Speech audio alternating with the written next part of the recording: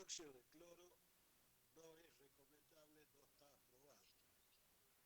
Y hay algunos casos que fueron graves, ¿no? Es un poco incierto cómo actúa.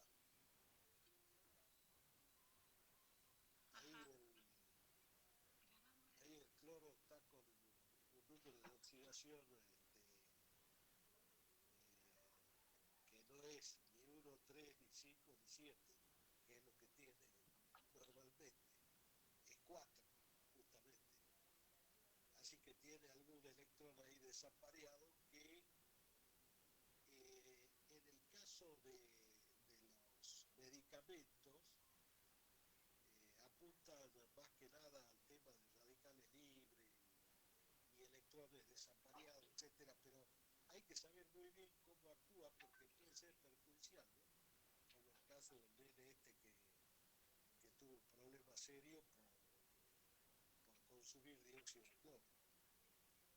Creo que hasta que no esté aprobado por la autoridad competente no es recomendable el uso. Lo que sí se sabe que funciona bien es la sal sódica del ibuprofeno. Esto que un médico cordobés, un ingeniero químico cordobés, descubrió que cómo hacerlo soluble al ibuprofeno y logró hacer lo que sería el compuesto de sodio, ¿no? Entonces, al ser soluble en agua, lo pueden nebulizar y eso aparentemente trabaja muy bien al nivel de los pulmones y sobre todo lo estudiaron al principio por el tema de los mocos pegajosos que había a nivel de pulmones y todo el sistema respiratorio y parece que anda bien, ¿no? Lo están probando acá en San Pedro. Bien, profe, porque a mí me dio positivo para COVID. Ah, Por eso ya estaba media desesperada y buscando remedios y me ofrecieron eso, el dióxido. sí, no te recomiendo. Es decir, me parece que se conoce un poco más de la hidroxicloroquina. Son 3 cosas. La hidroxicloroquina, el zinc y la otra cosa que recomiendo tomar es la acitromicina. Sí, sí, sí, sí. Esos Bien, 3 profe. sería mejor que el dióxido de cloro. Bien, profe, muchas gracias. Esa era Pero la de pregunta. todos modos siempre tiene que estar prescrito por médico, así que hay que ser Sí, sí, sí, cuidadoso sí. con esos temas. Bueno, de todos modos, gran respuesta, doctor, ¿eh? Muchas gracias. Parece doctor ya, médico, digamos, más que Parezco doctor en medicina, doctor en medicina, sí, no PhD. claro.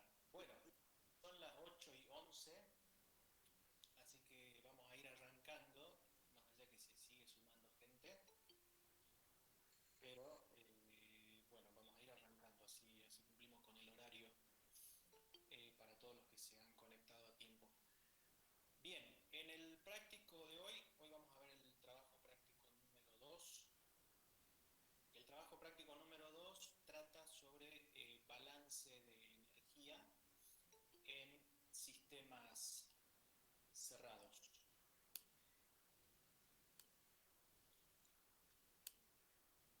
Así que de eso vamos a hablar en la clase de hoy. ¿Me escuchan bien? Y ahí estoy compartiendo mi pantalla. Confirmen si están viendo. Sí, se ve bien y se Bueno, escucha bien. perfecto. Bien. Ok, bueno. A ver, en este trabajo práctico normalmente interactuamos bastante. Eh, Así que vamos a tratar, y ahí yo les voy a pedir en lo posible que si bien no vamos a poder presencial, bueno, la idea es que podamos interactuar algo por lo menos. Porque hay algunas cosas que son bien conceptuales, como siempre les digo. Y en lo posible les voy a pedir a los que están cursando la materia por primera vez que interactúen más todavía. Así que a lo largo del desarrollo del trabajo práctico, yo por ahí vamos a plantear algunos casos y me gustaría que participen y den su opinión. Obviamente que vamos a limitar los tiempos porque, bueno, por una cuestión de los tiempos de clase, pero por lo menos me gustaría leer o escuchar. Estaría bueno por ahí si alguien se anima a dar su opinión por el micrófono, va a ser más provechoso todavía en algunos casos puntuales. Y de esa manera poder ir desarrollando juntos este trabajo práctico. Así que hagamos ese ejercicio, esto va a ser nuevo para todos, a ver cómo nos va. Bueno, como dije anteriormente, este trabajo práctico trata sobre el balance de energía en sistemas cerrados.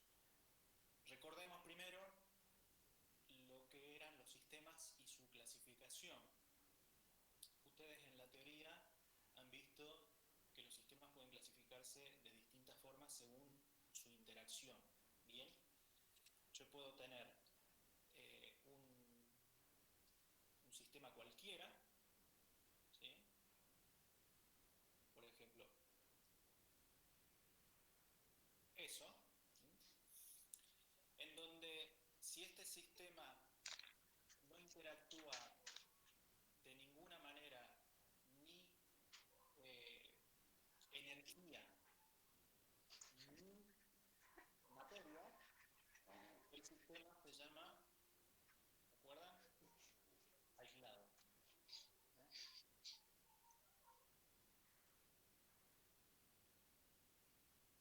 Sistema aislado. Ahora, puede darse el caso de que el sistema interactúe por lo menos energía. Ya vamos a ver, ya vamos a ver de qué forma. Si este sistema interactúa, por ahora hablemos de energía, solamente este sistema se denomina cerrado. ¿Hay algún micrófono abierto ahí?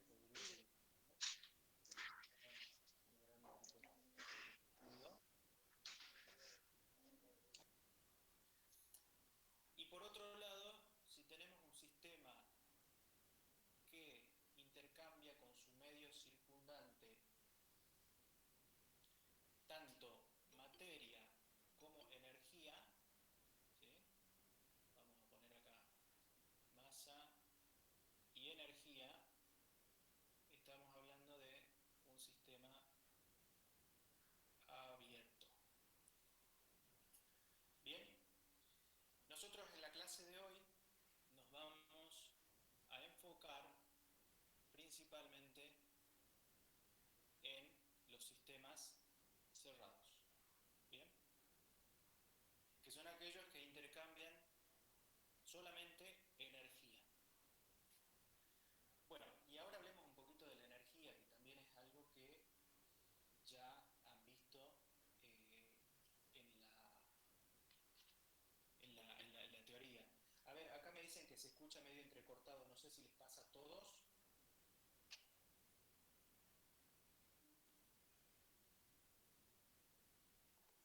Bueno, al parecer es algún problema puntual.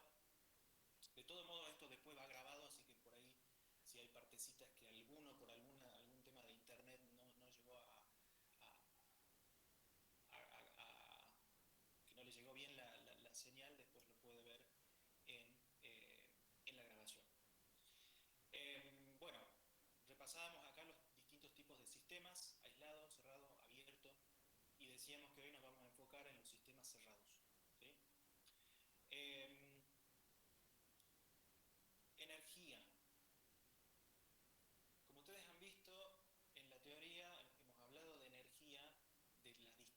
formas de energía, pero también hemos hablado en las formas de transferencia de energía, que son dos cosas distintas, ¿sí? Hemos hablado de distintas formas de energía, que podían ser energía mecánica, energía térmica, energía química, ¿sí? Distintas formas en las que se puede manifestar la energía. Y por otro lado, hemos visto las formas de transferencia de energía, en donde hablamos de calor y trabajo. A partir de ahí, el balance de energía para los sistemas cerrados, que nosotros vamos a utilizar principalmente hoy, lo voy a escribir acá, es este, ¿sí? En forma diferencial, du igual a dw más diferencial de q. Y le vamos a poner esto que hablamos de los diferenciales inexactos, ¿sí? Bueno, acá tenemos trabajo por un lado, ¿sí? Calor por otro lado, en donde estas son las formas de transferencia, es cómo se va a transferir la energía. Puede transferirse de forma de trabajo o de forma de calor, o ambas a la vez en un sistema. Y por otro lado acá tenemos la energía interna, ¿sí? Esto de la energía interna, para comprender un poquitito más el concepto, acá yo traje una imagen. Si ustedes se imaginan un sistema, por ejemplo un gas, ¿sí? Es un sistema cerrado, es decir que no interactúa, no intercambia materia con su exterior, pero ese gas contenido en un recipiente, por ejemplo, sus moléculas, si bien macroscópicamente desde afuera se lo ve estático, interiormente tiene un nivel de actividad, podríamos llamarle, ¿no? Y así como acá en este grafiquito podemos reconocer la traslación de las moléculas, ¿sí? Es decir, que esas moléculas del gas se están moviendo, ¿sí? Se pueden estar moviendo de un lado a otro. Acá, ¿sí? La rotación de las moléculas, ¿sí? La traslación de los electrones, por otro lado, en los átomos, la vibración molecular, ¿sí? Bueno, acá también tenemos esto del spin del electrón, ¿sí? Este como movimiento que tenemos acá, ¿sí? Y acá un spin nuclear también, ¿sí? Según de lo que estemos hablando. Bueno, estas son algunas de las formas en las cuales uno puede interpretar de qué está formada la energía interna, digamos, ¿no? De un sistema, por ejemplo, en este caso, de un gas. A su vez, también hay otras cosas que se agregan al tema de la energía interna, por ejemplo, las fuerzas intermoleculares, ¿sí? No es lo mismo tener una sustancia en estado gaseoso, en estado líquido, que en estado sólido. Las fuerzas moleculares entre las distintas moléculas del sistema son diferentes. Y eso también se puede representar, o eso también tiene que ver con la energía que tiene ese sistema. Así, de forma intuitiva, uno puede pensar que una sustancia en estado sólido comparado con una sustancia en estado líquido, la sustancia con estado líquido tiene mayor movimiento de sus moléculas, ¿sí? Justamente porque no está en estado sólido. Y uno podría pensar que la sustancia en estado líquido contiene de alguna forma mayor energía que el sólido. Y esto tiene sentido porque ¿qué es lo que normalmente uno hace para pasar un sistema de una fase sólida a una fase líquida? Lo que hace es agrega calor, ¿sí? A ese sistema. Y si quiero llevar de esa fase líquida a una fase gaseosa, tengo que agregar más cantidad de calor. ¿Bien? De forma similar ocurre con las reacciones químicas. Hay energía contenida en las según la reacción química se pueda liberar cuando ocurre una reacción química, o que para que ocurra una reacción química necesita ese sistema una determinada cantidad de energía. Ustedes conocen los procesos, por ejemplo, las reacciones químicas endotérmicas, las reacciones químicas exotérmicas, según la liberación o no de calor. ¿Sí? Eso también tiene que ver ahí con una cuestión de la energía interna del sistema. Bien, esto un poquitito para hablar más sobre este concepto de lo que vamos a ver mucho y vamos a tratar a lo largo de toda la materia de la energía interna. Con respecto a lo que es el tema del trabajo, ya hemos visto en el práctico anterior, ¿sí? Ya hemos estado hablando de distintas formas de trabajo, bien, y en este caso tanto el trabajo como el calor, vuelvo a repetir, son formas de transferencia, mecanismos de transferencia de energía, no formas de energía en sí. Bien, hay que tener bien en claro, por un lado, esa diferenciación entre lo que es la energía y los mecanismos o formas de transferencia, y por otro lado, el concepto de el diferencial, en este caso, inexacto. Que eso tiene implicancias físicas, por un lado, por eso es que hacemos la diferenciación, pero también tiene implicancias matemáticas a la hora de resolver, por ejemplo, una integral de un diferencial inexacto o resolver una integral de un diferencial exacto. Bueno, a modo de breve introducción, esto, y ahora sí vamos a pasar a el desarrollo del trabajo práctico número 2. Bien, si ustedes tienen sus guías ahí. Una cosa que les quiero recomendar, ¿no? Seguramente la mayoría lo está haciendo, pero es importante que ustedes vayan tomando sus apuntes. Bien, más allá que la clase va a quedar grabada y demás, pero yo les recomiendo, tanto en las teóricas como en las clases prácticas, que ustedes vayan tomando sus apuntes a medida que transcurre la clase. Bien. Bueno, el problema número 1 dice: un sistema sufre el proceso descrito en el diagrama siguiente. ¿Es válido afirmar que el trabajo realizado por el sistema viene dado por el área encerrada por la curva? Discutir. Bueno, ahí ustedes pueden ver el sistema, ¿sí? la forma, digamos, ¿no? en la gráfica. Fíjense que es una gráfica presión, volumen. Esta gráfica es también una de las que más vamos a utilizar, no la única, vamos a ver muchas gráficas, pero es una de las que vamos a utilizar con frecuencia. ¿Sí?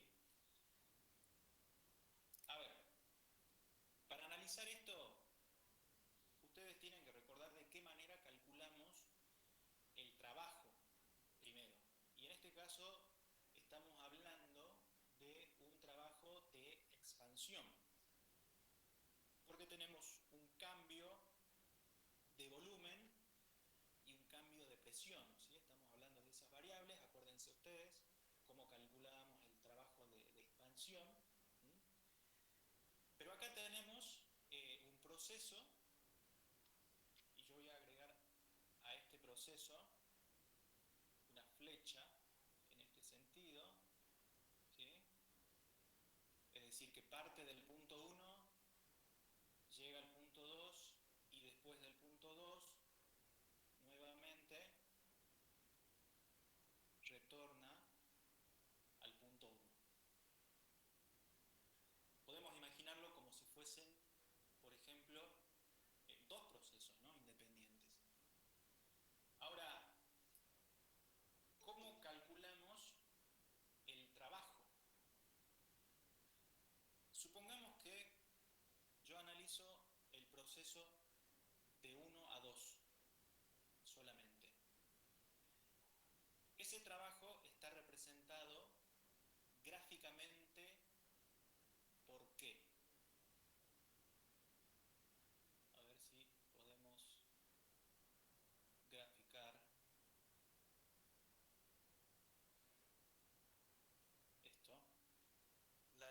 esa que une en la parte superior de 1 a 2 sería un camino, profe, ¿que no? Exacto. Entonces sería la integral de línea de 1 a 2, o de 2 a 1 como extremo de integración. Bien, y gráficamente, ¿por qué está representado? Sería un área cerrada. Estamos hablando solamente por ahora del proceso que va de 1 a 2, ¿sí? El área Por bajo la curva. debajo de la curva. Bien. Hablemos del proceso por ahora que va de 1 a 2. Es como que estoy desglosando, ¿no? Ambos procesos. O sea que si yo analizo solamente el trabajo que va de 1 a 2 por este camino, ¿sí? Por el de arriba, digamos, lo voy a tratar de poner así como trazos. Bien. El trabajo de ese proceso que va de 1 a 2 por el camino de arriba sería el área debajo de la curva. Bien. Bueno, esto no salió tan vertical, pero es muy vertical. ¿Cómo calculamos ese trabajo? Le llamemos trabajo A, de 1 a 2, como menos la integral de P diferencial de B. Bien, es decir, el área debajo de la curva. Pero ahora yo tengo el siguiente proceso, que es de 2 a 1, y que es en camino contrario al camino de 1 a 2. Bien, entonces, ese proceso podríamos representarlo también. Perdón, profe, ¿por qué el signo menos antes de la integral? ¿Se acuerdan cómo hemos definido trabajo de expansión en la clase pasada, en las teorías, y hemos visto en el práctico anterior? Ah, ya, ahora sí, gracias. Ok. Bueno, retomo. Vamos del camino 2 a 1. Entonces, en ese caso, el trabajo va a estar representado gráficamente también, ¿sí? Por el área debajo de la curva, pero ahora en este caso de la curva está abajo, ¿sí? Ahora, ¿cómo calculamos ese trabajo de 2 a 1? Le llamemos trabajo B. Y ahora fíjense lo siguiente. Noten que yo acá lo que hice fue mantener el límite de integración en el sentido 1-2, ¿sí? Pero le cambié el signo al trabajo. Eso es por una propiedad matemática de las integrales. Yo podría haber escrito esta integral menos la integral de 2 a 1 P diferencial de B. ¿Sí? Entonces, por un lado tenemos un trabajo. Esto lo dejé marcado así de esta manera para que veamos que en un caso el trabajo va a tener un signo y en el otro caso el trabajo va a tener otro signo. Pero de forma gráfica es claro ver que las magnitudes de cada uno de los trabajos son diferentes.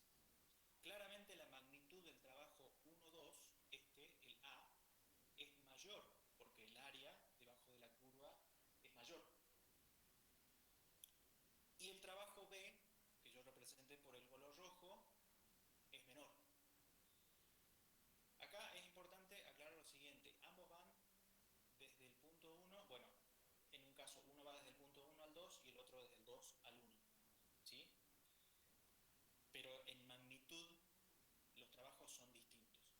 ¿Cuál va a ser el trabajo neto de todo el ciclo? Es decir, de hacer el camino 1-2 por el camino de arriba y después retornar al punto 1 por el camino de abajo. La sumatoria de La suma de las dos integrales, sí.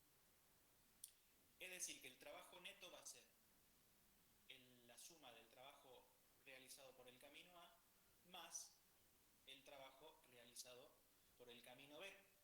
Que es Gráficamente sería la diferencia entre el área azul y el área roja. Correcto. Por lo tanto, podemos decir que el trabajo realizado por este sistema desde 1 a 2 por este camino y desde 2 a 1 por este camino efectivamente viene dado por el área encerrada por la curva. ¿Queda claro? Sí, hasta ahora sí, profe. Gracias. Los demás, quiero la opinión también de los demás, ¿sí? Es importante que participen, que sea, Sí, profe. que la participación sea distribuida. Bien, así me gusta. Bueno,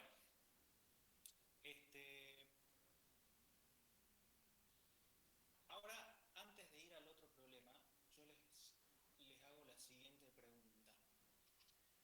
Si bien en el trabajo vamos a obtener un valor de trabajo neto, es decir, que acá el sistema o entregó o recibió una cantidad neta de trabajo, si yo les pregunto qué pasó con la energía del sistema cuando realizó esta curva cerrada, ¿cómo es el cambio de la energía en este caso? No importa si se equivocan. Es un sistema cerrado o aislado, ¿verdad? Es, en este caso, un ciclo, podríamos llamarlo, vamos a introducir esa palabra, desde el punto 1 a 2 y después retorna desde el punto 2 a 1. ¿Cómo es el cambio de la energía en ese proceso? Es En igual teoría, cero. que el escenario. Cero. Bien, no hay cambio. O sea, yo puedo tener un sistema que no cambie su energía, pero que sin embargo tenga una interacción de trabajo. Bien. Esto igual lo vamos a seguir viendo y vamos a ver que además también puede ir cambiando, ¿no? En un sistema. Bueno, muy bien. Ahora vamos al problema número 2. Una casa con paredes que conducen el calor es rodeado de una atmósfera cuya temperatura permanece constante. La casa. Todos la conocen, ¿no? ¿A esa casa? La casa tiene un refrigerador eléctrico que ha estado operando en forma continua por un largo tiempo. Establecer si la diferencia de calor es positiva, negativa o nula. Y el sistema es la casa.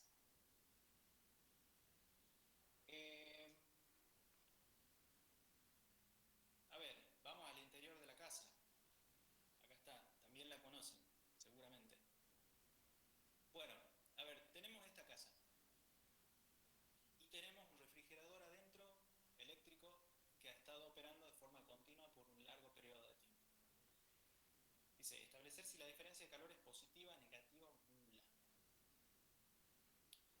Hagamos primero algunas consideraciones antes de empezar a analizar, digamos, ¿no? Supongamos en primer caso que la temperatura de la casa es menor que la temperatura del ambiente. Por decirlo de alguna forma, supongamos que la casa está a 20 grados y que la temperatura del ambiente, la temperatura exterior, está a 23 grados centígrados. ¿Qué va a pasar con la temperatura de la casa? Alguien a ver que se anime. Quiero escuchar otras voces.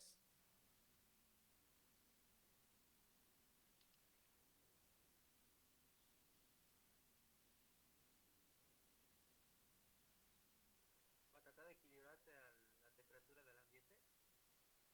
Va a tratar de equilibrarse a la temperatura del ambiente. Es decir que la temperatura de la casa va a subir.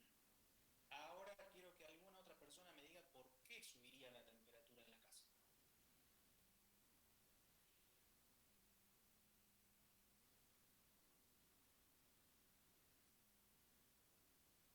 ¿O no? A ver, ¿quién se anima? Por lo que hay un intercambio de energía, profe. A ver, explícate un poquito más. ¿Qué intercambio de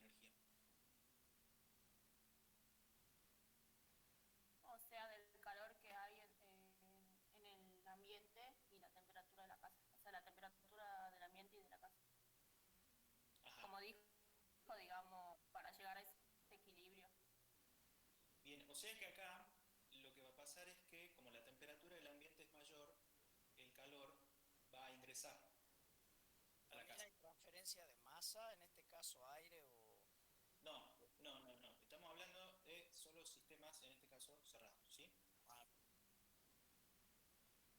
O sea que si yo tengo este caso, el calor va a fluir del ambiente al interior de la casa. ¿Bien?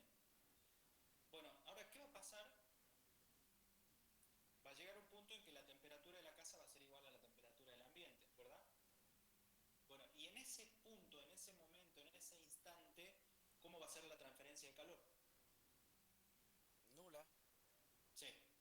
Nula. ¿Sí? Es decir que, bien, acá en este caso,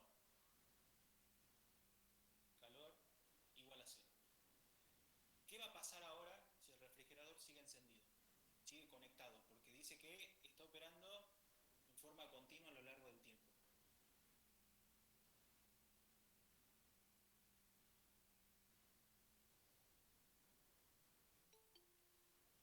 ¿Qué va a La pasar? temperatura del interior de la casa empezaría a bajar.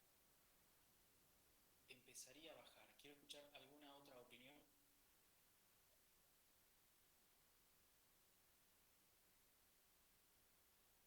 Con el trabajo del refrigerador empezó a bajar, digamos, va a disminuir, digamos, la temperatura de la casa.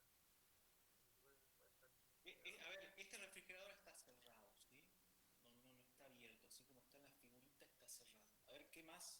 Y esto es lo lindo de la interacción. Agradezco las opiniones que me dieron. Disipa energía el refrigerador. Disipa energía el refrigerador. Ujú. Y entonces, ¿qué pasa? La casa entrega calor al ambiente. La casa entrega calor al ambiente, ¿pero por qué? Si es que ese es el caso. Porque el refrigerador está funcionando y al funcionar emite calor el motor o lo que sea. Ahí Porque, está. porque se rompe esa igualdad.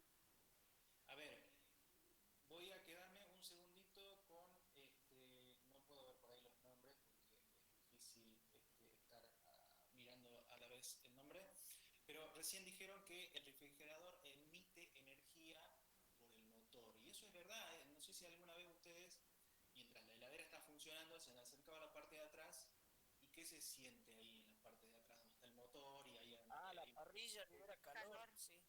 libera Extrae el calor. calor del interior. Ahora sí. Entonces, ¿qué va a pasar con la temperatura de la casa a medida que el refrigerador siga encendido? Va a aumentar. Va a aumentar. Va a aumentar. Y por lo tanto, la transferencia de calor, ¿cómo va a ser? De adentro hacia afuera. De adentro hacia afuera. O sea que cuando pase un determinado tiempo, la temperatura de la casa va a superar a la temperatura del ambiente. ¿Por cuánto? No lo sabemos. Y como el problema nos dice que la casa conduce, es decir, las paredes conducen el calor, en este caso nosotros vamos a tener una salida de calor. ¿Sí? Ahora quiero que me respondan lo que pide el problema. ¿La transferencia de calor es positiva, negativa? Bueno, nula ya sabemos que no es, pero ¿es positiva o negativa?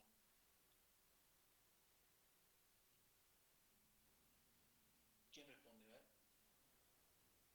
Yo creo que es positiva porque estoy entregando calor al ambiente o al entorno. A Negativa. ver, negativa, ajá. Y yo voy a remarcar esto. Por convención es negativa. Bien. Si el sistema es la casa y de la casa sale calor, por lo tanto la transferencia es negativa. ¿Sí?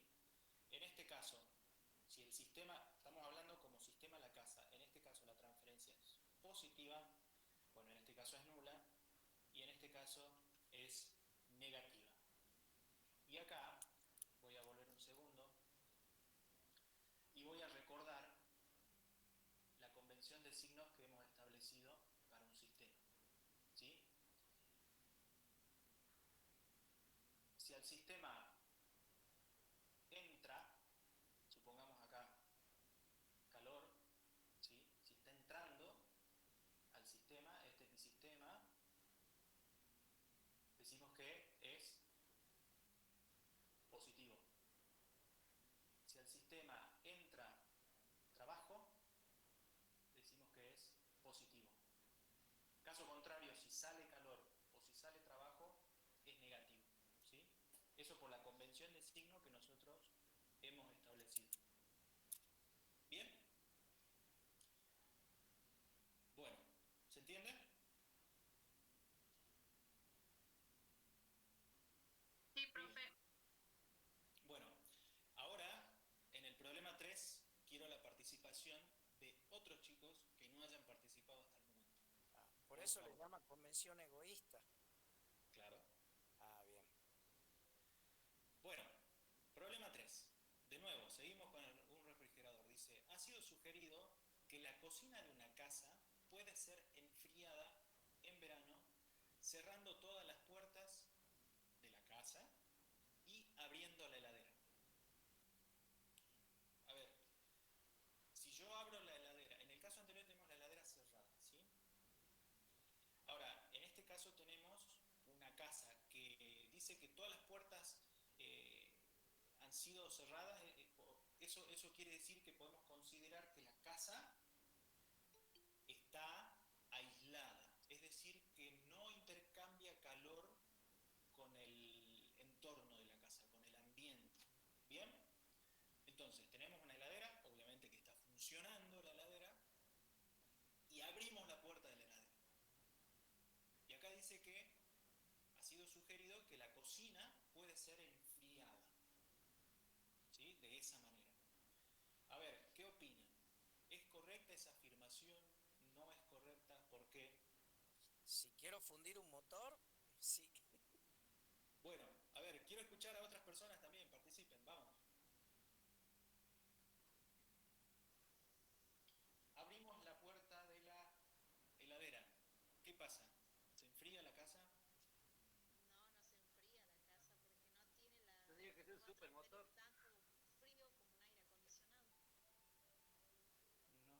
Ahí dice de la cocina, profe. Y yo creo que ahí dice de la cocina.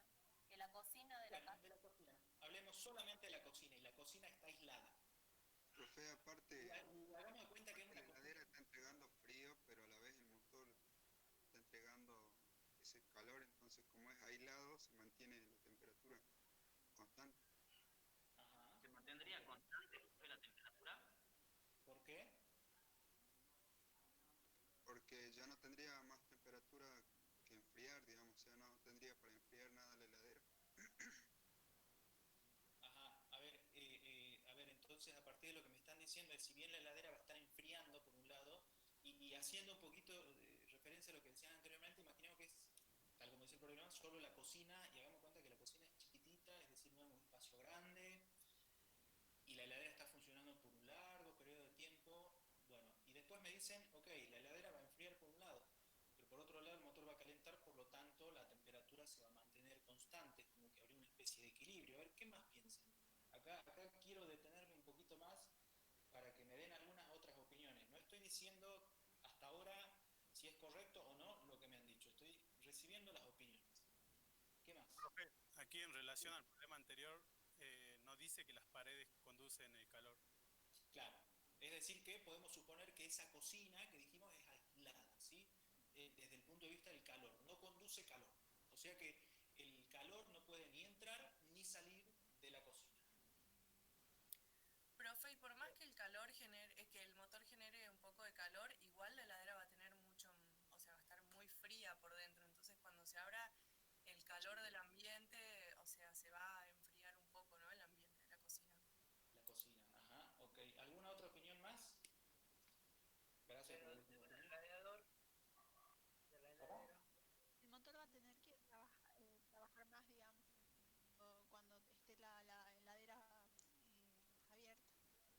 Ajá, ¿y eso qué implicancia va a tener con la temperatura? ¿Y se va a enfriar el espacio de la cocina, o se va a calentar, o se va a mantener? Va a subir la temperatura porque no puede liberar calor ya que está cerrado, digamos, es aislado. Ajá. Bueno, ahora tenemos opiniones diversas, ¿no? Y eso es lo interesante Profe, disculpe, Profesor, ¿puede ser que, perdón, puede ser que sea como una curva, digamos, como que en un principio comience a enfriar y después se vaya estabilizando? O sea que se va estabilizando hacia una temperatura constante, digamos. A ver, leo un poco las respuestas que me dicen por el chat. La heladera, en vez de tener que enfriar todo el interior, ahora tendría que enfriar toda la cocina. La heladera, al ser un intercambiador de calor, el calor lo entra de vuelta al sistema y el motor funciona también, aumentando la temperatura. La temperatura aumenta, la temperatura del ambiente va a disminuir.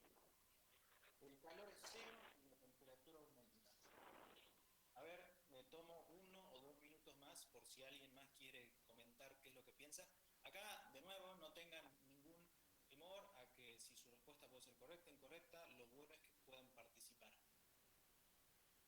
Profe, algo que no escuché todavía es al tratar a la cocina como un sistema aislado, no hacemos la consideración de si es que esta heladera está conectada, por ejemplo, a una fuente de energía que pertenece al propio sistema aislado o bien está enchufada, por ejemplo, a la red eléctrica, lo cual implica que se está ingresando energía también a nuestro sistema que suponemos aislado, ¿no es cierto? Sí, a ver, es un sistema, a ver, lo aclaro en todo caso, es un sistema que no permite el intercambio de calor. Bien. Entonces a mí me parece que no va a influir, digamos, si la heladera está abierta o está cerrada. Ajá. Y desde el punto de vista de la temperatura, entonces, ¿qué pasaría? Se mantendría, sería lo mismo. Ajá, ok. Bueno, a ver, una opinión más y hacemos un análisis a partir de todo lo que han dicho. Yo creo que la cocina va a calentar el interior de la heladera y como el motor, generalmente la heladera tiene un sensor de temperatura que cuando llega a una determinada temperatura funcionando normalmente, corta. Al no llegar nunca a esa temperatura, el motor va a empezar a trabajar y la heladera va a empezar a trabajar, el motor de la heladera va a empezar a liberar mayor cantidad de calor. Entonces, en cierta forma, se va a ir elevando la temperatura en el interior de la cocina. Bien.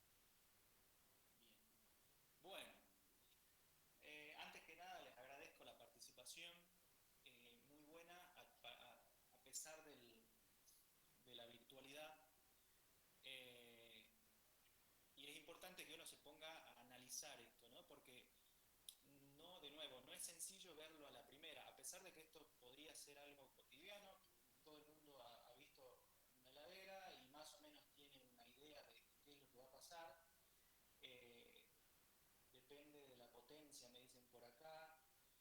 El calor del ambiente va a entrar a la heladera, esta pierde frío, pero se enfría la cocina. Bueno, muchas gracias por todas las respuestas. A ver, ahora analicemos en base a un poco lo que ustedes ya saben. Heladera abierta, ¿sí? ¿Funciona la heladera? ¿Está funcionando? ¿La heladera en una casa cómo está funcionando? Porque tiene electricidad, ¿sí? Si no, no funciona, por eso aclaramos que la heladera está funcionando. Es decir que, a ver, sistema casa, ¿bien?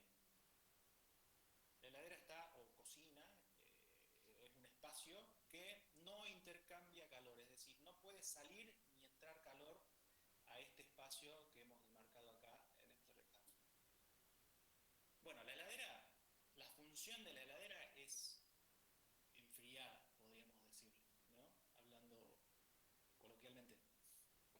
Pero la heladera lo que hace que es, quita calor. Profe, pero la heladera no genera tanto calor como frío. O sea, el motor genera calor, sí, y adentro las paredes y todo lo que está adentro genera frío, digamos. Sí. ¿Correcto? Sí. O sea, yo lo interpreto a la heladera como un intercambiador de calor, digamos, que lo que hace es sacar el calor y deja el frío adentro, digamos. Si vos abrís la heladera, obviamente que los espacios inmediatos a la heladera, la puerta de la heladera, se van a enfriar, digamos, pero no va a haber en el ambiente no va a haber una diferencia de temperatura por el hecho de que está el motor ahí, digamos. Ajá, o sea que la temperatura se mantiene constante, según el razonamiento. Bueno, a ver, sigamos con el análisis. Heladera funcionando, espacio cerrado alrededor que no intercambia calor. Para que la heladera funcione, necesita necesariamente que ingrese trabajo, en este caso, en forma de electricidad. ¿Sí? La heladera está conectada e ingresa en forma de electricidad.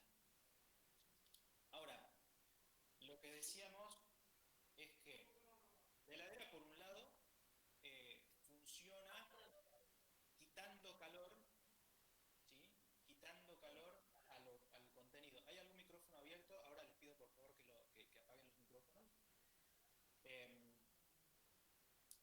La heladera funciona extrayendo calor al contenido que tiene adentro. ¿Bien? Cuando la heladera está abierta, sigue funcionando de esa manera y trata de extraer el calor de lo que tiene a disposición, y en este caso de todo lo que haya en el interior de ese espacio, de esa cocina, ya sea las cosas que están adentro de la heladera como las cosas que están afuera. Intenta extraer el calor. ¿Mm? Pero por otro lado, como bien ustedes dijeron, atrás de la heladera hay un motor que genera calor. ¿Sí? Es decir, que por un lado tenemos calor que absorbe la heladera y por otro lado tenemos un calor que genera la heladera. El tema está en saber cuál es mayor, o si son iguales. Y ahora lo pensemos desde el punto de vista del balance. Si yo tengo que hacer un balance de energía en este sistema, así como está planteado, fíjense ustedes que por un lado entra trabajo a la heladera y también entra calor, ¿sí? El calor absorbido, esto, y entra trabajo. Y solamente sale el calor generado. ¿Bien? Entonces, ¿cómo va a ser el calor generado con respecto al calor absorbido? Para que el balance de energía en este caso sea cero, porque la heladera no acumula energía. ¿Sí? La heladera no tiene un acumulador de energía, transfiere.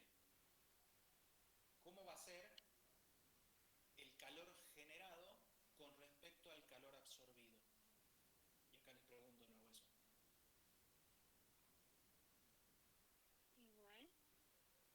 ¿Mayor? Mayor. Menor, profe. ¿Cómo es el calor generado? Esto de acá arriba. Este calor, ¿cómo es con respecto al absorbido?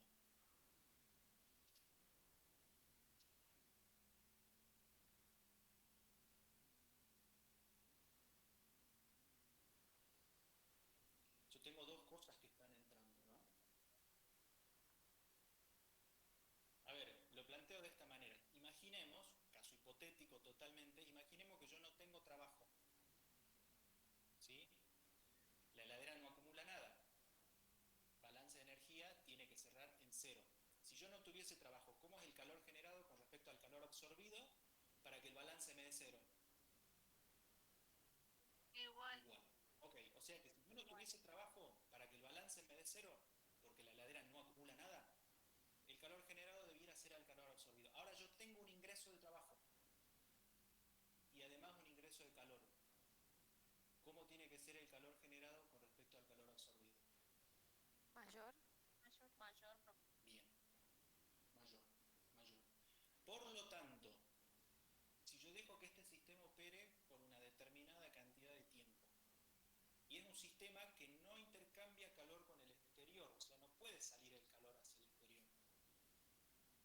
¿qué va a pasar con la cocina?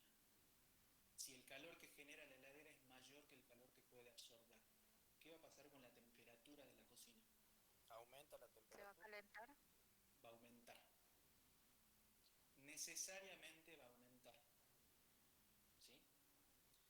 A ver, en la realidad probablemente lo que pase es que llegue un momento en que el motor deje de funcionar por alguna falla o lo que fuere, pero suponiendo que el motor puede llegar a funcionar indefinidamente, la temperatura va a aumentar, ¿sí?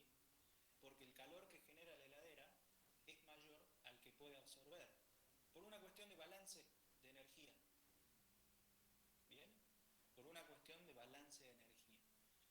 Y es claro verlo así, verlo planteado de esta manera, cómo entra, qué es lo que entra y qué es lo que sale. Si yo le pongo números a esto, lo puedo hacer con números, pero bueno, no es necesario. ¿Se entendió?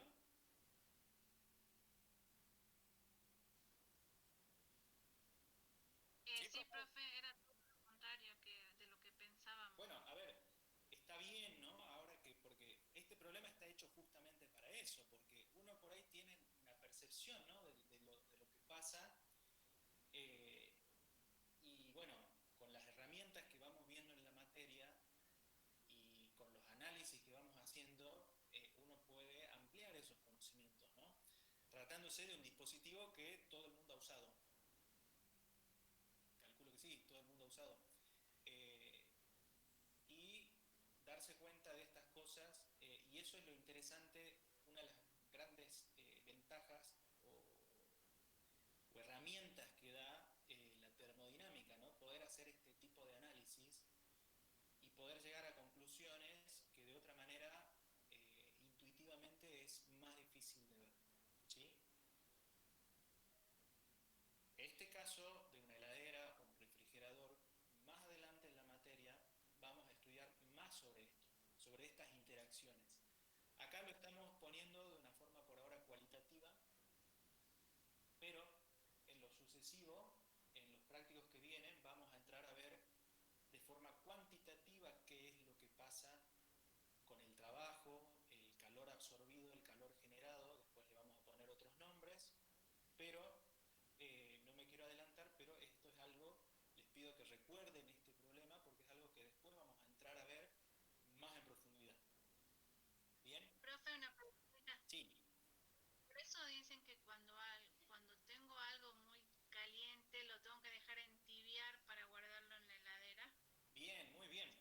Sí, sí, conviene hacerlo, pero a ver, eso conviene hacerlo desde un punto de vista de ahorro de energía, llamémosle. Porque ¿qué pasa? Si yo pongo algo muy caliente en la heladera en algún momento lo va a enfriar, pero ¿a costo de qué? De más trabajo, ¿sí? De más trabajo que le tiene que entrar a la heladera, es decir, de más gasto de corriente eléctrica en este caso. Si el calor absorbido es mayor, el trabajo tiene que ser mayor y por lo tanto el calor generado también va a ser mayor. Se van a incrementar todos en magnitud, porque el balance tiene que ser cero de todas formas. La heladera no acumula energía, ¿sí? Entonces, bien, profe. Es conveniente, y es muy bueno la acotación, porque es conveniente dejar entibiar los materiales o los productos que vayan a poner en la heladera, pero desde un punto de vista de no consumir tanta energía, por un lado, y por otro lado, no hacer trabajar a la heladera de más, ¿no? Porque la heladera va a tratar de enfriar, ese es su objetivo, y mientras tenga energía eléctrica va a trabajar el motor de forma tal de llegar a la temperatura que uno le setea en el termostato, ¿sí? Si uno pone todas cosas calientes en la heladera, la cierra, va a ver que la heladera anda y hasta que el motor diga basta, ¿sí? Y van a ver que por atrás genera calor y genera calor y genera calor. Porque de alguna forma lo que la heladera hace es transfiere el calor de un sistema y lo manda a otro sistema. Pero ya vamos a ver eso en más detalle. ¿Bien? Bueno, acá me dicen que sí se entendió. Muy bien. Avancemos. Problema 4. La energía es una función de la temperatura solamente. Y es dada por la expresión, ahí tienen la expresión, que está en calorías. Cuando este sistema ejecuta un cierto proceso, la potencia es una función lineal del tiempo, t, que se expresa por la relación, bueno, ahí tienen la relación, y dice, un registrador continuo de temperatura indica que a tiempo cero la temperatura es de 100 grados centígrados y la velocidad del cambio de la temperatura del sistema es igual a 1 grado centígrado por segundo. Hallar el calor transferido cuando la temperatura cambie de 100 grados a 200. Bien.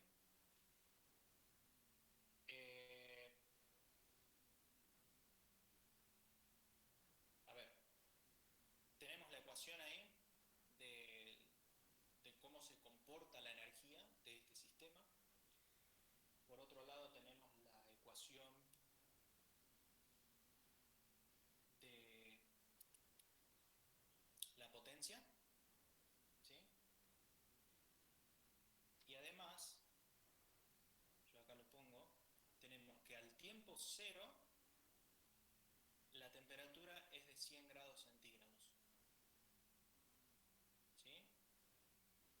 Pero también el problema me da un dato que yo puedo expresarlo de esa forma. Fíjense que el problema dice la velocidad de cambio de la temperatura del sistema es constante e igual a 1 grado centígrado por segundo.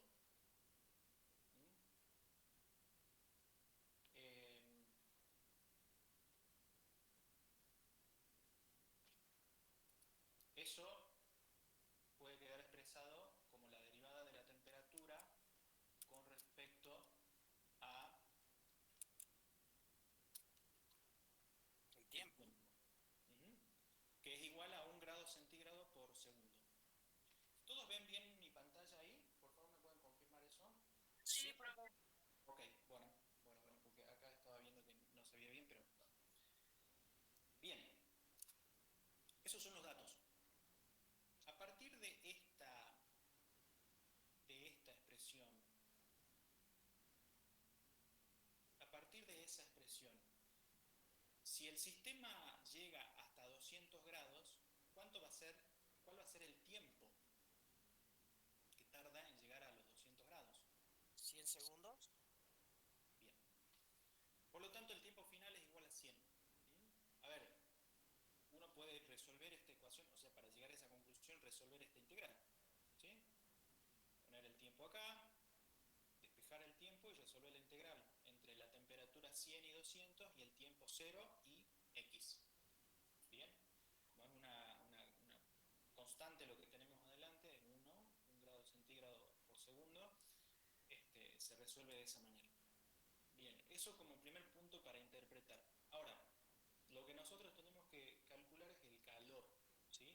El calor transferido en ese proceso de cambio de 100 grados a 200 grados. Bueno, ¿cómo vamos a hacer para calcular el calor? Vamos a plantear el balance de energía, ¿sí? La ecuación de balance de energía para los sistemas cerrados. En este caso, le vamos a poner diferencial de E, porque la ecuación que nosotros tenemos es energía, que es igual a esto, ¿bien? Eso es igual a dQ más dW. Yo acá en la presentación no le puse lo que hablamos del diferencial tanto al calor como al trabajo. Ustedes van a ver que si bien en la presentación no le puse, sepan que siempre que hablemos de diferencial de Q y diferencial de W estamos hablando de diferenciales inexactos, ¿sí? Yo lo voy a marcar, pero por ahí si no lo marco, sepan que no es porque haya un diferencial de Q que sea exacto, o un diferencial de W que sea exacto, ¿bien? Bueno, hecha esa aclaración, ahora lo que nosotros queremos es despejar el diferencial de Q, porque es lo que queremos calcular, ¿sí? Y para ello necesitamos diferencial de la energía, por un lado, y diferencial del trabajo, por otro lado.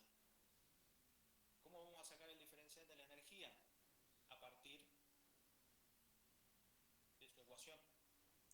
Derivamos esa ecuación, ¿sí? Y nos queda eso, la derivada, 0,25 diferencial de t. Fíjense que esta ecuación de la energía está en unidades de caloría. ¿Bien? Bueno, o sea que ya tenemos esto.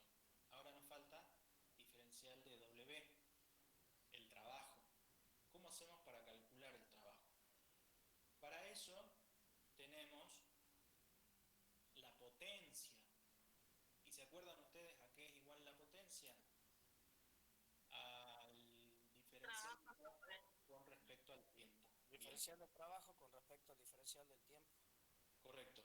Con lo cual, a partir de esa ecuación de potencia, ¿sí?, podemos calcular el trabajo.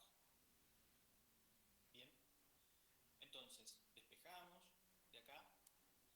Pero, fíjense que la potencia, de nuevo, unidades, está dada en kilogramo metro por segundo. Kilográmetro por segundo. Yo en esta ecuación de balance tengo que ser consistente con las unidades. No puedo sumar calorías por un lado y kilográmetros por otro lado, ¿sí? O paso todo a kilográmetro o paso todo a caloría. Bien. Por lo tanto, tengo que convertir esta ecuación, en este caso, por ejemplo, a caloría, ¿sí? Caloría por segundo. De modo tal de que estemos hablando en las mismas unidades. Y eso que ustedes ven ahí es ya convertida la potencia en unidades de caloría. Bien. Entonces me queda que dW, ¿sí?, acá es esto que ustedes ven acá. Por lo tanto, tengo el diferencial del trabajo. Reemplazamos, ¿sí? Esto es temperatura, ¿sí?, no hay que confundirse, y esto es tiempo.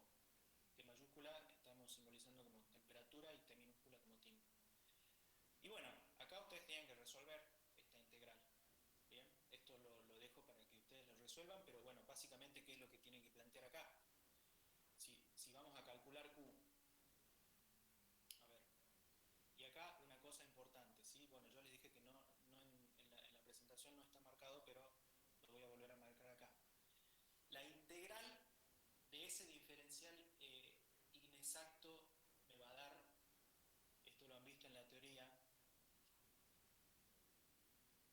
Q, ¿sí? No un delta de Q.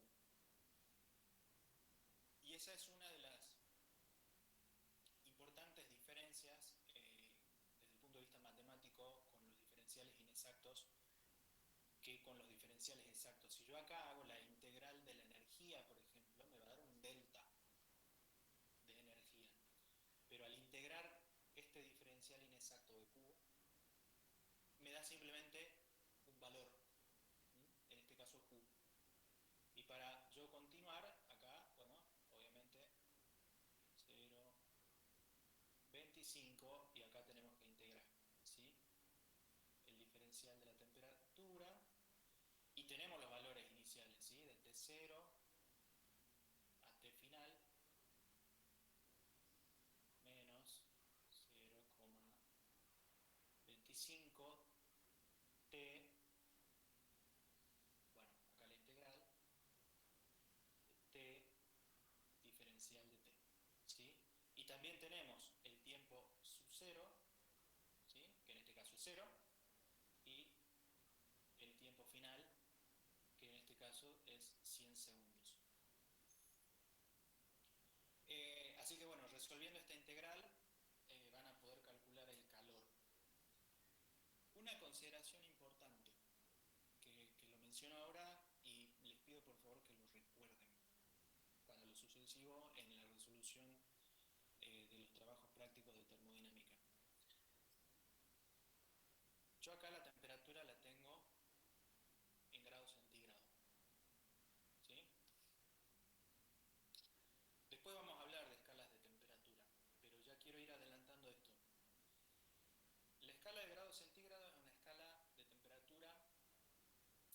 absoluta.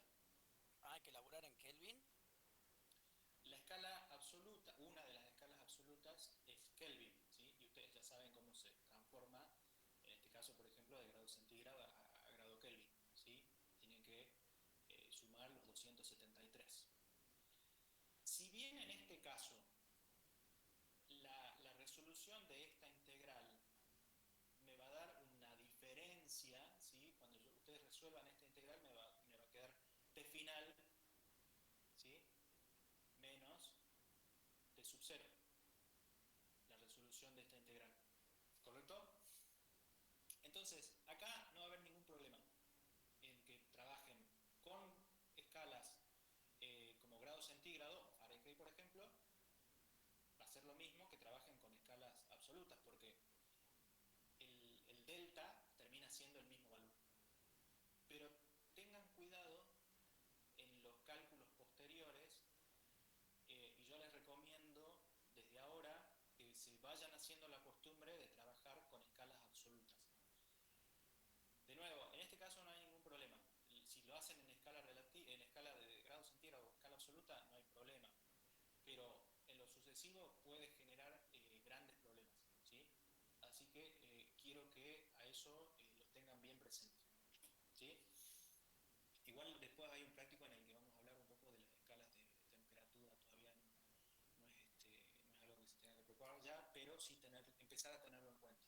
En termodinámica es conveniente siempre trabajar con escalas de temperatura absoluta. De esa forma no se van a equivocar nunca. Si trabajan con las otras escalas, tienen que saber cuándo poder usarlas y cuándo no. Si no, la diferencia puede ser significativa. Bien, bueno, acá simplemente resta resolver la integral y calcular en base a los datos. Bien.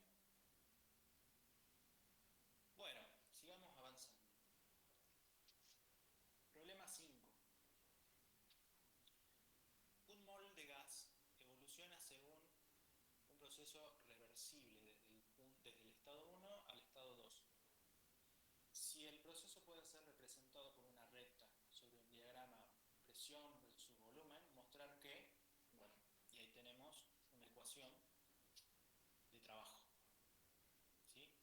Este es el proceso, fíjense, desde el punto 1 al punto 2, evoluciona de esta manera. De nuevo tenemos un diagrama presión-volumen. ¿Cómo se calcula el trabajo? Estamos hablando de un trabajo de expansión. Recuerden que yo les dije que sea compresión o sea expansión, normalmente vamos a decir que es un trabajo de expansión. Bien, ¿y cuál es si lo analizamos desde el punto gráfico, desde el punto de vista gráfico, ¿sí? El trabajo, en este caso va a ser, así como vimos en el problema 1, el área debajo de la curva. Bien, toda esta zona del área debajo de la curva. Es decir que a este problema lo podemos resolver más fácilmente de una forma guiarnos por la gráfica. ¿Qué tengo yo debajo de la línea esta del proceso? Tengo dos figuras geométricas. Conocidas, sí, un triángulo y un rectángulo. Correcto. Tenemos un triángulo acá. ¿Sí? Tenemos un triángulo y tenemos acá un rectángulo. Y ustedes ya saben cómo se calcula el área, ¿no?, de cada uno de ellos. Entonces, al trabajo acá lo podemos hacer, determinar a partir de la geometría, ¿no? El área del triángulo, llamémosle, más el área del rectángulo. ¿Sí? El área del triángulo, ¿cuál es? Base por altura sobre 2. Y tenemos todos los datos para calcular, no los datos numéricos, ¿no?, sino las variables, porque lo tenemos que dejar expresado en variables, para calcular, en este caso, base del triángulo uno podría decir que es B2 menos B1. ¿Correcto? Delta B.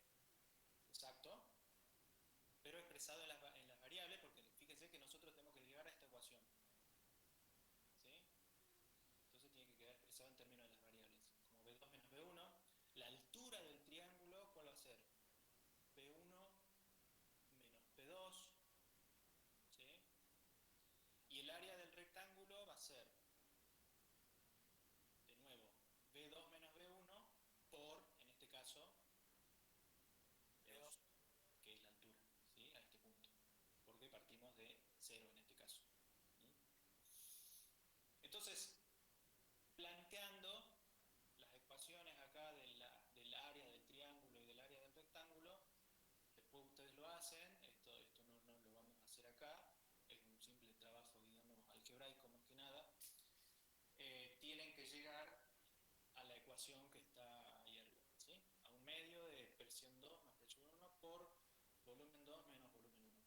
A ver, ¿esto por qué? Porque acá es una línea recta, ¿no? Ahora, si esto tuviese otra forma, que ya vamos a ver enseguida, ya no puedo hacerlo de forma geométrica. ¿Cuál es la forma que tengo que resolver ahí?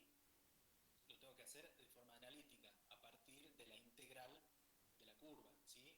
En ese caso, tenemos que plantear que W es igual a menos P diferencial de B, ¿sí? Y supongamos que esta es una curva, no sé, que hace esta forma, que ya no es una recta, ¿sí? En ese caso, yo tengo que tener acá una función. Manuel, diferencial W ahí. Perdón, gracias, doctor. Así, muy bien. Tengo que tener una función que me describa cómo varía la presión en función del volumen, ¿sí? Y esa función tengo que reemplazar acá, y a partir de ahí, ahora sí, W va a ser menos la integral de P diferencial de B. ¿Mm? Entre los límites de integración que correspondan, ¿sí? Acá será B1 y B2. ¿Bien? O sea que podemos hacerlo de las dos maneras. En este caso, aprovechando la geometría que es conocida, pero si no llegase a ser el caso, tenemos que tener una función. Bien, y hacer la integral de esa función para obtener el trabajo, pero partiendo de nuevo de algo que ya conocemos, que es el trabajo de expansión. ¿Está claro? Sí, profe. Bien. Bueno, sigamos avanzando. Problema 6. La presión de un gas térmicamente aislado varía con su volumen de acuerdo a la expresión P por B a la gamma igual a K, donde K es una constante. Determinar el trabajo realizado por el sistema en un proceso cuasi estático desde un macroestado con una presión P inicial y un volumen B inicial a otro con una presión B final y un volumen una presión P final y un volumen B final. Bueno, tenemos ahí esa expresión, ¿sí? Presión por volumen a la gamma igual a constante. Fíjese que dice un gas térmicamente aislado, ¿sí? Térmicamente aislado, es decir, que no intercambia calor.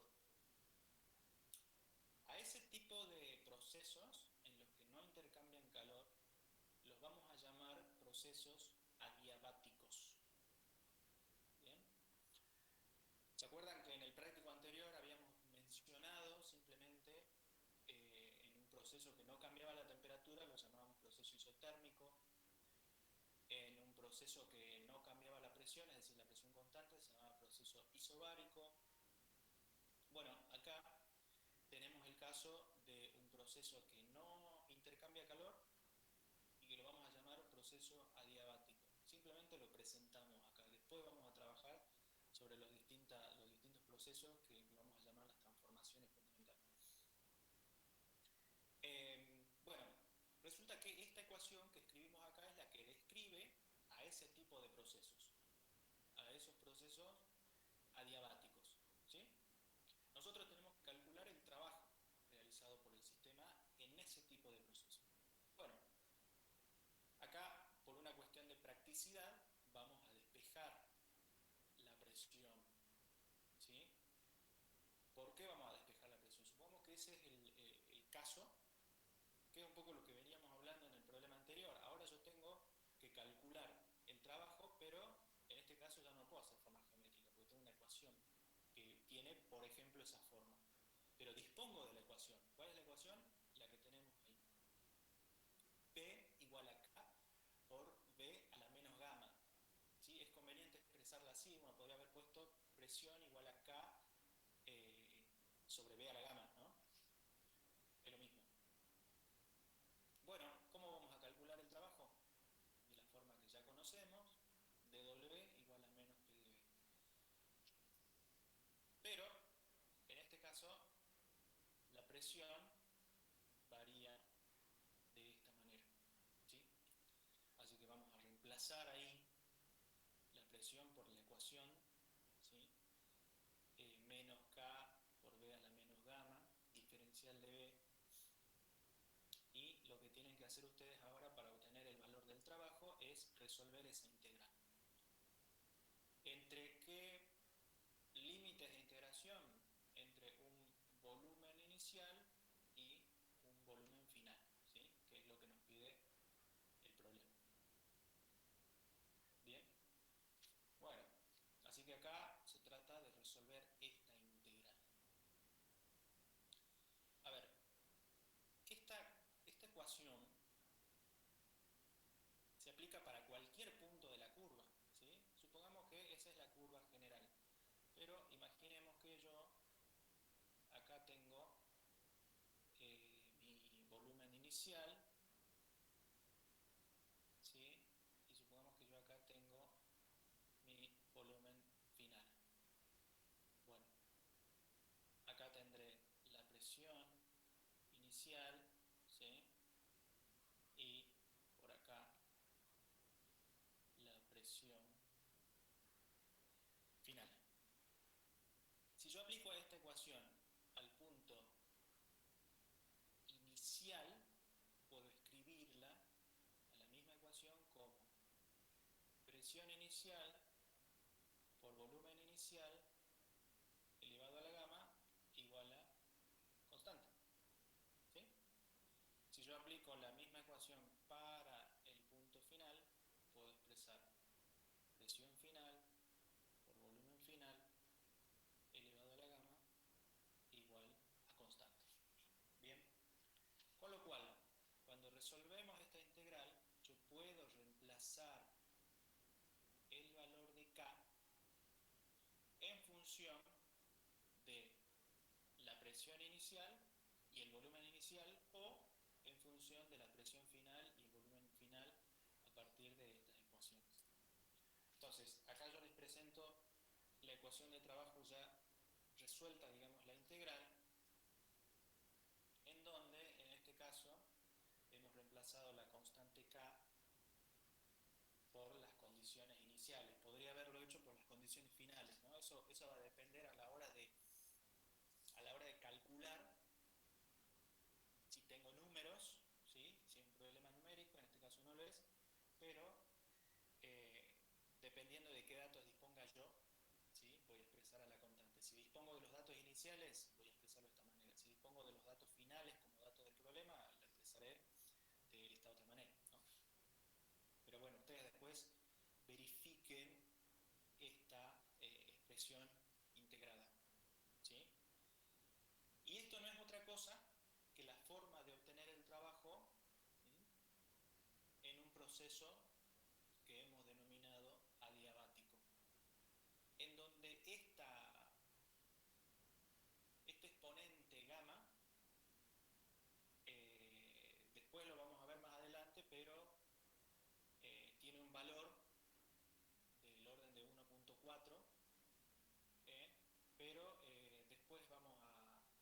después vamos a profundizar un poquito más sobre esto. Por ahora sepan que esta es la ecuación que describe esos procesos y bueno, que para calcular el trabajo lo puedo hacer a partir de esta manera. ¿Estamos? Bueno.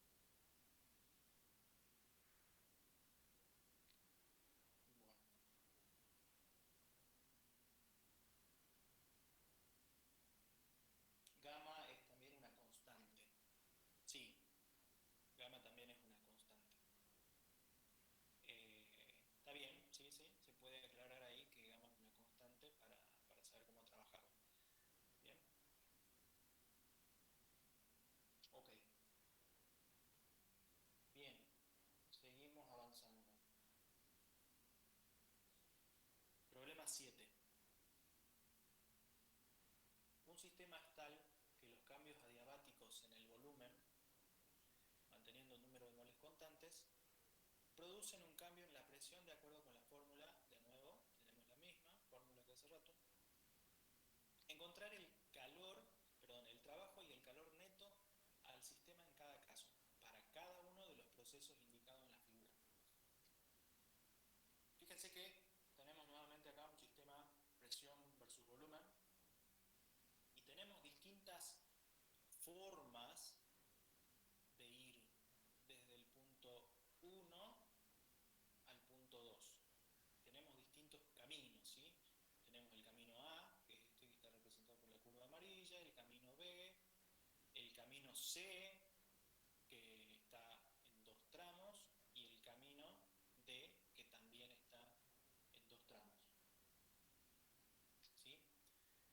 Lo que tenemos que hacer es encontrar el calor y el trabajo neto para cada caso, para cada camino. Acá yo les voy a presentar un caso, después ustedes planteen los demás casos, ¿sí?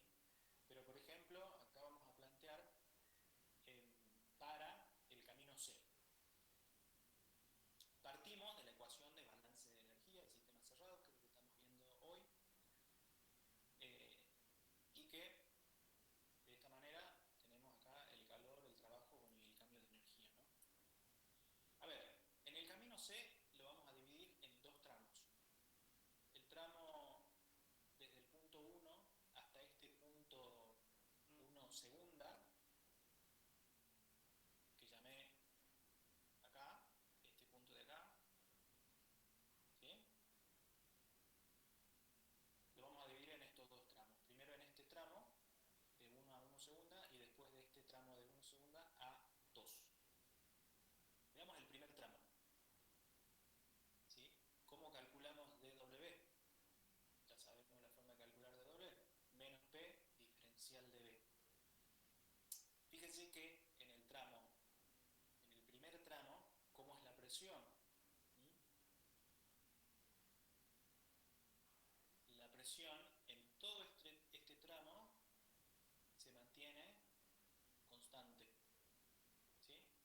Por lo tanto, el trabajo me queda ya en forma integrada simplemente menos presión 1, ¿sí? Sería acá. Presión 1, delta de B. Volumen 2, sería este de acá, menos volumen 1. ¿Bien? De esa manera calculamos el trabajo. Esto de nuevo no es numérico, es con variables. Ahora, en el otro tramo, fíjese, este es el primer tramo, esta parte de acá. Ahora, en este tramo, en el segundo tramo del camino C, de 1 segunda a 2, ¿cómo será el trabajo?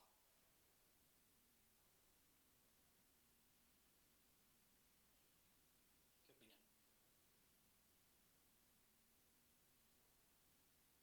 ¿Están ahí todavía? 0, 0. Ajá. ¿Por qué 0?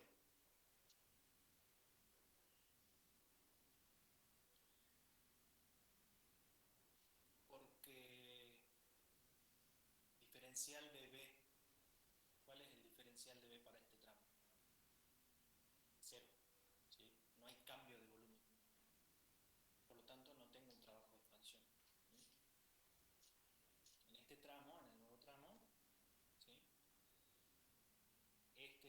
exponencial de B es igual a 0. Por lo tanto, el trabajo es igual a 0. Es decir, que el trabajo total, ¿sí?, del camino C, que vendría a ser la suma de estos dos, pero como este es 0, queda directamente menos presión 1 por delta de B1. Bien. Acá están respondiendo porque no hay diferencia de B. Bien.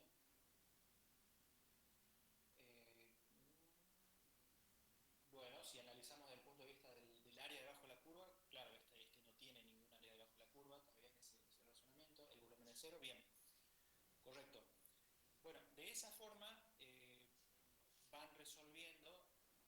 Fíjense que el caso D es opuesto, digamos, ¿no? O sea, el primer tramo, ya ustedes rápidamente me pueden decir que para el caso D, el tramo de 1 a 1', el trabajo va a ser 0, ¿sí? En cambio, desde el tramo 1' a 2 no va a ser 0, ¿sí? Lo van a tener que calcular y acá van a tener, en este caso, que la presión es constante, pero ahora es presión 2, ¿sí? Para el caso B, por ejemplo, el caso B no es otra cosa que el problema que veíamos anteriormente, ¿sí? En el que habíamos obtenido el trabajo a partir del área del triángulo y el área del rectángulo, ¿sí? Así que ahí van a poder calcular el trabajo de esa manera. Y el caso A podríamos suponer, por ejemplo, que el caso A es un proceso adiabático, ¿sí?, en donde la ecuación que rige los procesos adiabáticos que vimos recién también es esta. Por lo tanto, tienen la ecuación y ya saben del problema anterior cómo calcular, ¿sí? De nuevo, si el proceso A es otro proceso, tengo que encontrar su ecuación de variación de la presión, ¿sí?, en función del volumen. Puede tener un comportamiento que no sea ni adiabático, ni isotérmico. Bueno, claramente isobárico no es, porque la presión varía, pero por ahí podría también ser un proceso isotérmico, ¿sí? Pero bueno, tengo que tener la ecuación para poder calcularlo. ¿Bien? Bueno, acá vamos a resolver. Ustedes resuelven después el camino B a A.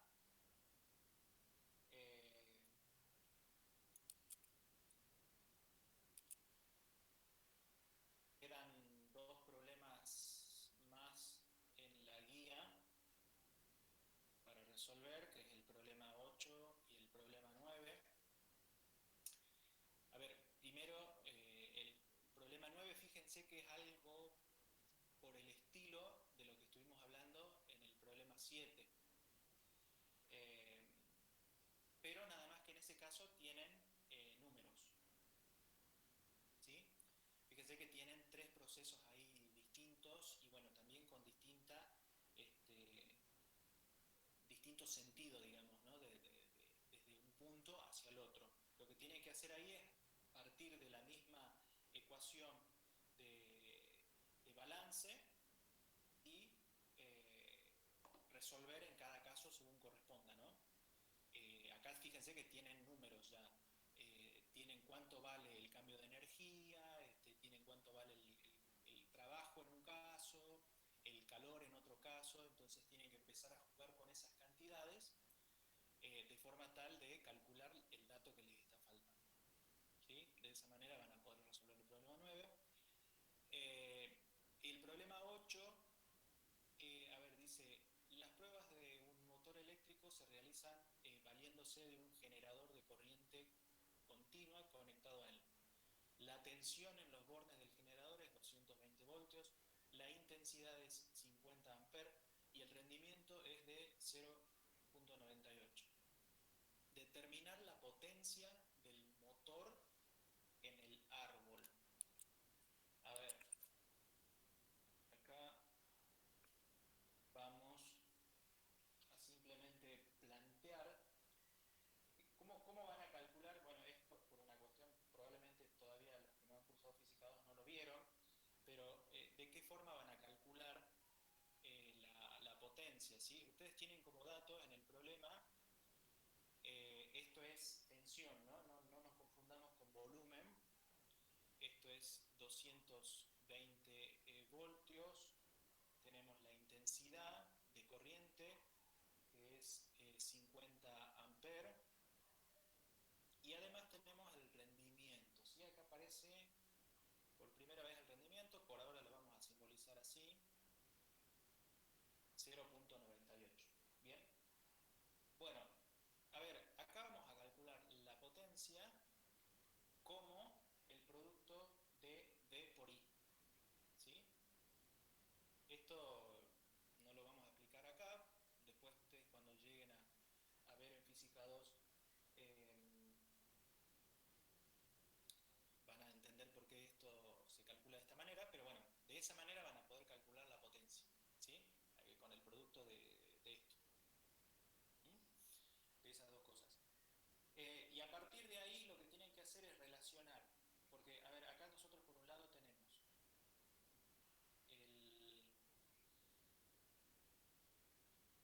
un motor que está conectado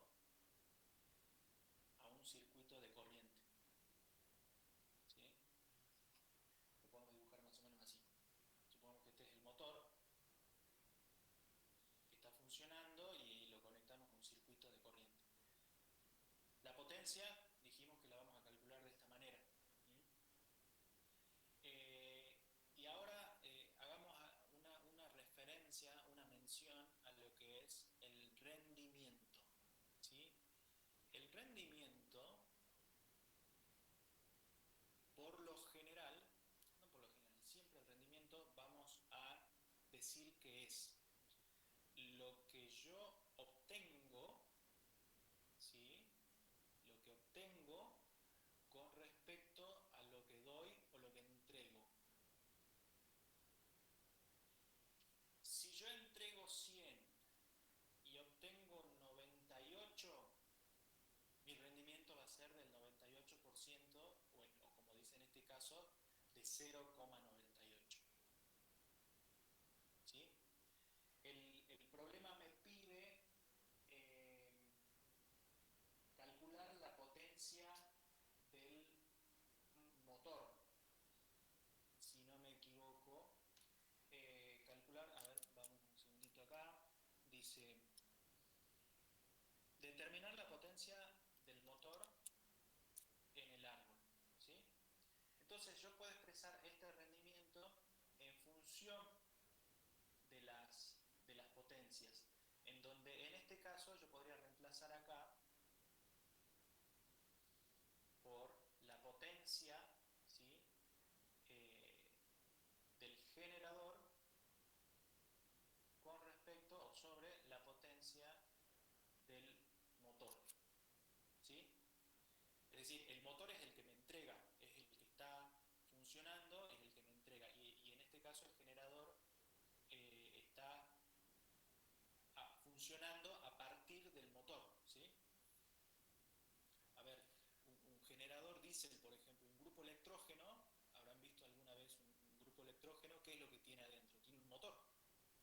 Y ese motor es el que hace girar un eje, y ese eje está dentro de un campo magnético, y ese campo magnético es el que genera la circulación de la corriente, ¿sí?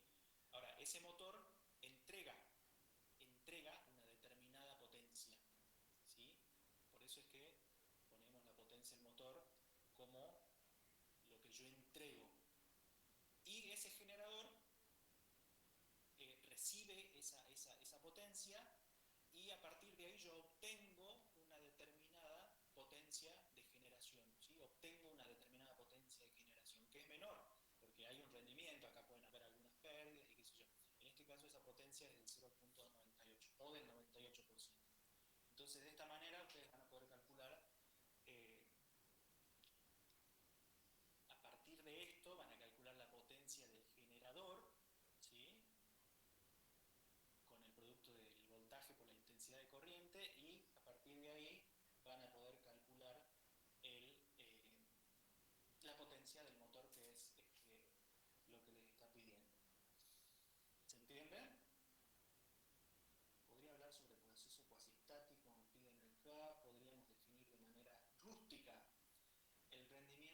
salida sobre entrada. Bueno, sí, es un poco lo que, a ver, como salida sobre entrada sería equivalente a decir que la salida es lo que yo obtengo y la entrada es lo que yo tengo que entregar, ¿sí?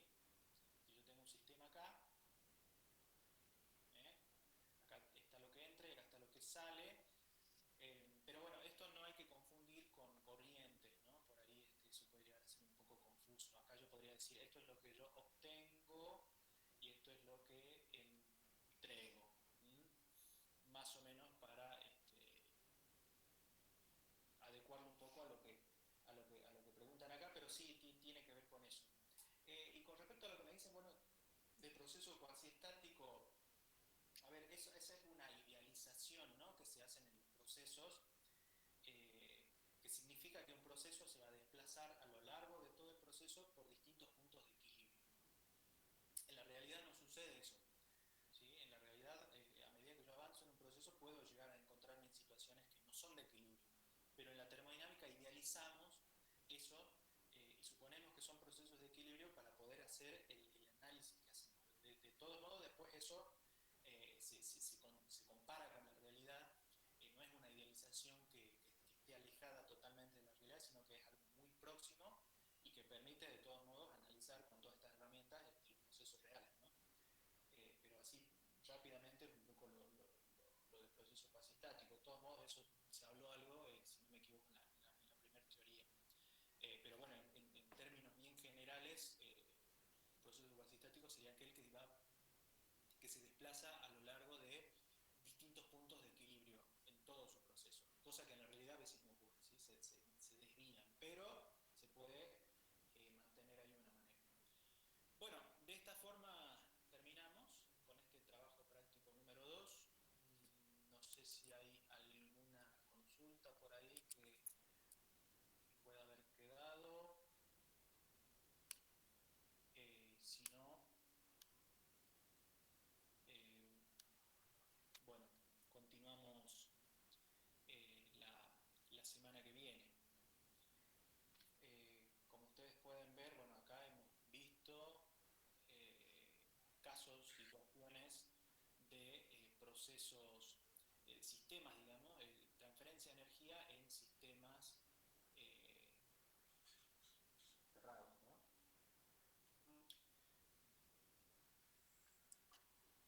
A ver, acá me preguntan, vamos a ir al chat.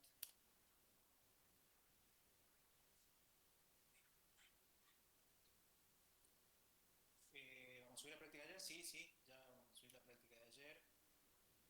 ¿Cómo quedarían las unidades en el problema 8?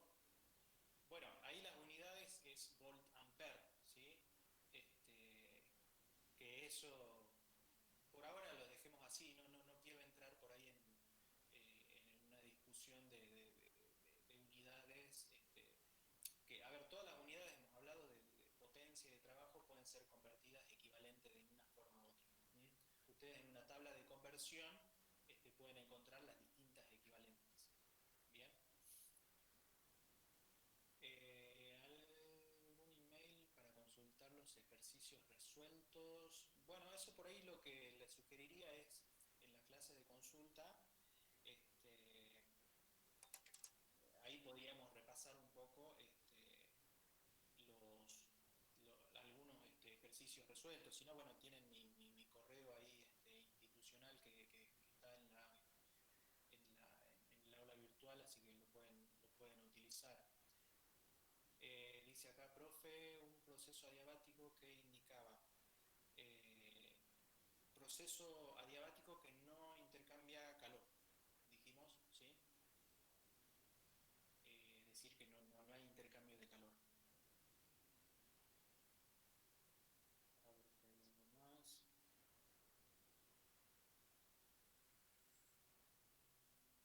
Bueno. Tengo una pregunta. Sí. En el punto 7, para el cálculo de calor, ¿cuál sería la ecuación? En el problema 7. Sí. Para el cálculo, a ver, dame un segundo. Es que no hay una... ¿y cuál sería la ecuación? Bueno, la ecuación va a resultar del balance de energía. Tenemos diferencial de U igual a diferencial de trabajo más diferencial de calor. El calor va a salir a partir de la diferencia del diferencial de U y del diferencial de trabajo, en todos los casos. Porque el diferencial de U va a ser el mismo para cualquier caso, porque todos parten del punto 1 y van al punto 2. Ah, ok. A ver, no lo tenemos numéricamente, ¿no? Lo dejamos expresado como diferencial de U. Bueno, dale, profe. Bien. Bueno. ¿Algo más? Si no, creo que estamos. Bueno, la semana que viene van a arrancar con teoría, ¿sí?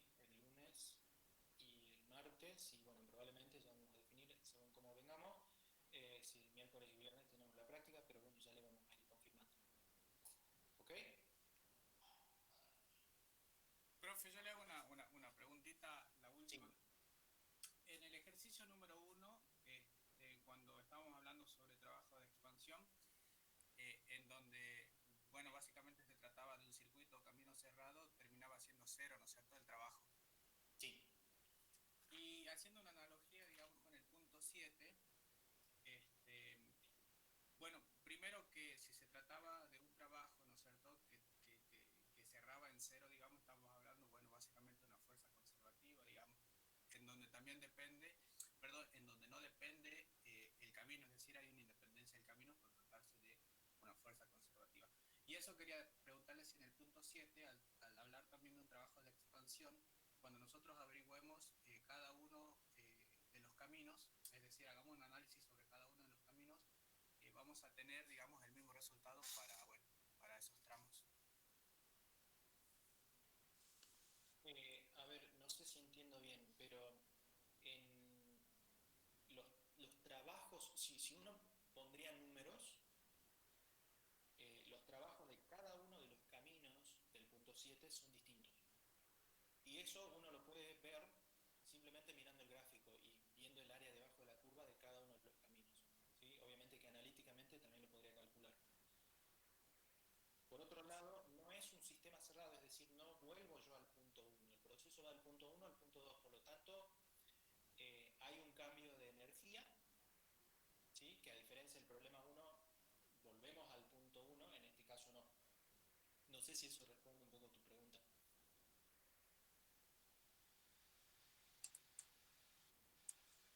Sí, por supuesto que el trabajo no va a ser 0, claro, porque no vuelve, digamos, al punto 1. Lo que me refería es que si es que por cualquier camino desde el punto 1 al punto 2, el trabajo que obtenía, digamos, era el mismo. No. Justamente no es el mismo, porque si vos ves por cualquier camino, si son caminos distintos, el área debajo de la curva es diferente. Por lo tanto, los trabajos que obtenés por caminos distintos son diferentes. Esa es justamente una de las diferencias entre una función de estado, como la energía, y el trabajo, que no es una función de estado. Es decir, el trabajo depende del camino que recorre, lo mismo el calor. Si yo fuese a calcular el cambio de energía entre el punto 1 y 2, ahí sí no me interesa por qué camino avanzo. Puedo ir por cualquiera de los caminos y el cambio de energía va a ser el mismo. Bueno, ahí respondí un poco la pregunta que me hace Julieta de que no son funciones de estado.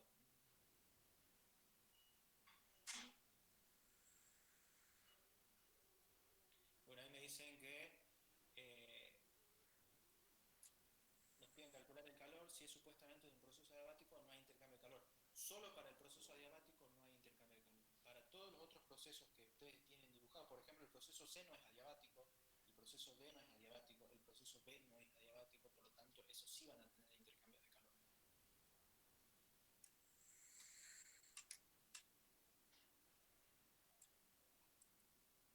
Bien. Bueno. Muy bien. Bueno. Profe. Entonces el trabajo práctico número 2 y nos vemos la... Profe, ¿me escucha? Sí. Yo tengo una consulta, pero no es referida al trabajo práctico, digamos. No sé si la hagamos por fuera de este espacio. ¿Sí? ¿Te parece? Si me mandas un mail. Bueno, sí. Bien. No hay problema. No sé cuál es le mando mensaje a través del aula virtual.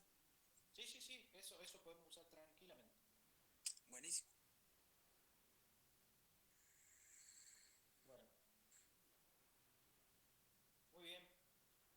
Bueno, Muchas gracias a todos por la participación y nos vemos la semana que viene. Gracias, doctor. buenas noches. Buenas noches. Buenas noches. Hasta luego. Buenas noches, gracias. Hasta luego, profe.